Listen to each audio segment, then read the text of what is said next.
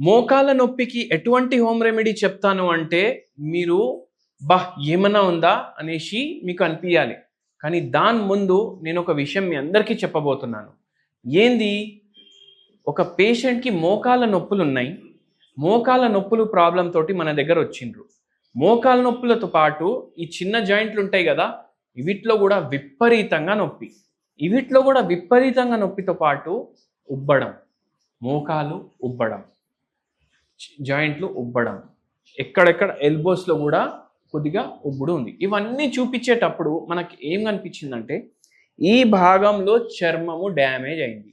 ఈ భాగంలో చర్మము డ్యామేజ్ అయింది. అరే! ఇదెప్పటి నుంచి ఉంది అనేసి అడిగినాం. ఇది ఒక 20 ఏండ్ల నుంచి ఉంది సార్ అనేసి అన్నారు.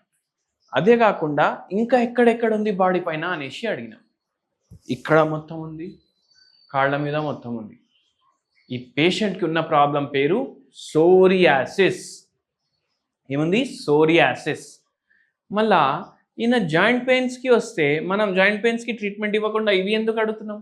ఏందంటే హోమియోపతి డాక్టర్స్ అన్నీ అడుగుతాం. అన్నీ అడిగి మనం మనిషికి మంచిగా అయ్యేటట్టు మందు ఇస్తాం. మీకు ఇంకోటి చెప్తే ఆశ్చర్యపడిపోతారు. ఈయనకు మోకాళ్ళ నొప్పులు, జాయింట్ నొప్పులు రావడానికి కారణం గూడా సోరియాసిస్. అదెట్లా? జాయింట్స్ మీద ప్రాబ్లం ఉంటే, చర్మం మీద ఉన్న రోగం జాయింట్లకి వచ్చిందని ఎట్లా అంటుండ్రు అంటే, అట్లా వస్తది. సోరియాసిస్ ఓన్లీ చర్మంకి ఎఫెక్ట్ చెయ్యదు. జాయింట్లని కూడా ఎఫెక్ట్ చేస్తది. దాన్ని సోరియాటిక్ ఆర్థరైటిస్ అనేసి చెప్తారు. ఓకే. మళ్ళా ఈ సోరియాటిక్ ఆర్థరైటిస్ ఏదైతే ఈ పేషెంట్‌కి వచ్చింది, ఈయనకు సోరియాసిస్‌తో పాటే వచ్చిందా? అట్లా కూడా ఉండదు. ఫస్ట్ సోరియాసిస్ స్టార్ట్ అవుతుంది. దాని తర్వాత మెల్లమెల్లగా ఎట్లయితే డిజీజ్ ప్రోగ్రెస్ అవుతుంది కదా బాడీలో, అట్లా సోరియాటిక్ ఆర్థరైటిస్ కూడా వచ్చే ఛాన్స్ ఉంటుంది. ఇప్పుడు ఈ పేషెంట్ మనకు అంటున్నారు, చచ్చిపోవాలి అనిపిస్తుంది. ఏమనిపిస్తుంది? చచ్చిపోవాలి. ఎందుకు? పిల్లలు పక్కకి పడుకోవాలనిపిస్తుంది కానీ అయినా పడుకుంటలేరు. ఎందుకు? చర్మం మీద రోగం ఉంది. నెక్స్ట్ డే మార్నింగ్ లేస్తే ఇట్లా షర్ట్ ఇప్పి ఇట్లా జట్కా ఇస్తే మొత్తం పౌడర్ అయిపోతుంది. ఎందుకంటే ఈ సోరియాసిస్వి ఫ్లేక్స్ పడుతుంటాయి. సెల్ ప్రొడక్షన్ చాలా ఫాస్ట్ ఉంటుంది, సెల్ డిస్ట్రక్షన్ చాలా ఫాస్ట్ ఉంటుంది. పేషెంట్కి కూడా అట్లనే ఉండేది. అండ్ చాలామంది ఏమనుకుంటారంటే, సోరియాసిస్ ఒకసారి వచ్చిందంటే లైఫ్లో తగ్గదంటారు. కానీ సోరియాసిస్ హోమియోపతి వైద్యం ద్వారా శాశ్వతంగా తగ్గుతుంది. శాశ్వతంగా తగ్గుతుంది. మళ్ళీ ఈ జాయింట్ పెయిన్లు కూడా తగ్గుతాయా? జాయింట్ పెయిన్స్ కూడా తగ్గుతాయి. జాయింట్ పెయిన్స్ కూడా తగ్గుతాయి, సోరియాసిస్ కూడా తగ్గుతుంది. కానీ సోరియాసిస్ రావడానికి కారణాల గురించి మనం మాట్లాడితే జెనెటిక్ ఫ్యాక్టర్స్ అంటారు, స్ట్రెస్ అంటారు, ల్యాక్ ఆఫ్ స్లీప్ అంటారు. అబవ్ ఆల్ జెనెటిక్ ఫ్యాక్టర్స్కి ఫస్ట్ ఇంపార్టెన్స్ ఇస్తారు.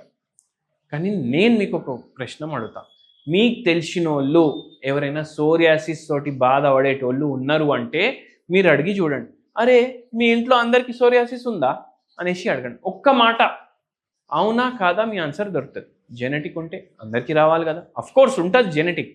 కానీ ఎప్పుడైతే మనిషి చాలా స్ట్రెస్లో ఉంటాడు, అప్పుడు మాత్రం వాళ్ళ జెనెటిక్ ఏదైతే predisposition to a particular disease ఉంటుంది అది బయట పడుతుంది. చాలా స్ట్రెస్లో ఉన్నాడంటే, షుగర్ వాళ్ళ ఫ్యామిలీలో ఉందంటే పేషెంట్కి షుగర్ రావచ్చు. సోరియాసిస్ ఉంటే సోరియాసిస్ రావచ్చు. ఆర్థరైటిస్ ఉంటే ఆర్థరైటిస్ రావచ్చు. క్యాన్సర్ ఉంటే క్యాన్సర్ కూడా రావచ్చు. మళ్ళా ఇంకోటి, ఇది వేరే ఏవైతే హెల్త్ సిస్టమ్స్ ఉన్నాయి పెద్దవి, వాళ్ళు నమ్మరు. ఏంది? సోరియాసిస్ ఇట్లా ఒక్క స్ట్రెస్కి ఇట్లా ట్రిగర్ అవుతుందని. స్ట్రెస్ అనేసి రాసి వదిలేస్తారు, కానీ దాని వెనకాల ఉన్న చరిత్రం వాళ్ళు చూడరు.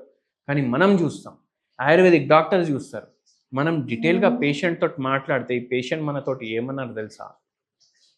2 కొడుకులు, 2 అమెరికాలో ఉంటారు, ఆడికి రమ్మంటారు, నేను రానంట. ఈ దాంట్లో చిన్న చిన్న ఆర్గ్యుమెంట్ స్టార్ట్ అయినాయి ఫ్యామిలీలో. ఆల్రెడీ సోరియాసిస్ ఉండే, కానీ ఇట్లా అయ్యేసరికి ఆ స్ట్రెస్ తట్టుకోలేక ఒంటరితనం పెరిగి ఈ పేషెంట్కి సోరియాటిక్ ఆర్థరైటిస్ కూడా స్టార్ట్ అయింది. మళ్ళీ సోరియాసిస్ ఎందుకు స్టార్ట్ అయింది? సోరియాసిస్ ముందు ఒక కాడ ఈ పేషెంట్ చిట్టీలు వేస్తుండే. చిట్టీలు తెలుసు కదా మీకు, చిట్ ఫండ్ పెద్ద చిట్టి వేస్తుండే. ఆ జమానాలో 10 లక్షలు అంటే చాలా పెద్ద చిట్టి, అయినా అట్లా వేస్తుండే. అట్లా వేసేసరికి ఏమైంది, చిట్ ఎవరి దగ్గర అయితే వేస్తుండే ఆయన జంప్ అయిపోయింది, మొత్తం లాస్ అయిపోయింది. నాకు చాలా బాధపడ్డాడు. ఎందుకు, మంచిగా దగ్గరున్న బంధువులు వాళ్ళు, ఆయన చేతులు ఎత్తేసి, అరే పోయింది భయ్, నీ చిట్టి పోయింది, ఇంకా నా దగ్గర నుంచి ఏం పైసలు వచ్చేయడం లేదు, చేసేయడం లేదు, నీ దగ్గర ఏం తీసుకునేది లేదు, రామ్ రామ్ నమస్తే అనేసి వెళ్ళిపోయింది. అప్పటికి ఈ పేషెంట్ చాలా షాక్లో పోయి ఇట్లా సోరియాసిస్ బయటపడ్డారు. సోరియాటిక్ ఆర్థరైటిస్ కానీ, రుమటాయిడ్ ఆర్థరైటిస్ కానీ, ఏ ఆర్థరైటిస్ ఉన్నా, ఆస్టియో ఆర్థరైటిస్ ఉన్నా హోమియోపతి తోటి తగ్గుతుంది. సోరియాసిస్ లాంటి రోగం కూడా పూర్తిగా హోమియోపతి తోటి తగ్గుతుంది. ఈ పేషెంట్కి మనం మందులు ఇచ్చినాక సోరియాసిస్ పూర్తిగా తగ్గింది, మోకాల నొప్పుల ప్రాబ్లం తగ్గింది, జాయింట్ పెయిన్లు కూడా తగ్గినాయి. ఇంకోటి, ఈ పేషెంట్కి ఒక హోమ్ రెమెడీ చెప్పినాం. ఏం చెప్పినామంటే భీమసేని కర్పూరం ఒక 2 చిట్కెడుగులు గోరువెచ్చని నీళ్ళలో ఒక కప్లో వేయండి. తులసి ఆకులు 10 తీసుకొని జర ఇట్లా గ్రైండ్ చేసుకొని ఆ పేస్ట్ గోరువెచ్చని నీళ్ళలో వేసుకొని డైలీ కలిపేసి మార్నింగ్ ఒకసారి నైట్ ఒకసారి తీసుకోండి. మీకు సోరియాసిస్లో లాభకారి ఉంటుంది, మీకు జాయింట్ నొప్పుల్లో లాభకారి ఉంటుంది, మీకు మోకాల నొప్పుల్లో కూడా చాలా బెనిఫిట్ ఇస్తుంది, కొంచెం రిలీఫ్ ఇస్తుంది. పూర్తిగా తగ్గుతుందని మనం చెప్పట్లేదు, కానీ ఇది ట్రై చేసి మీరు వచ్చి కమెంట్ చేయండి. ఒక 10-15 రోజులు ట్రై చేసి మీకు ఎట్లా అనిపిస్తుంది అనేసి. ధన్యవాదం.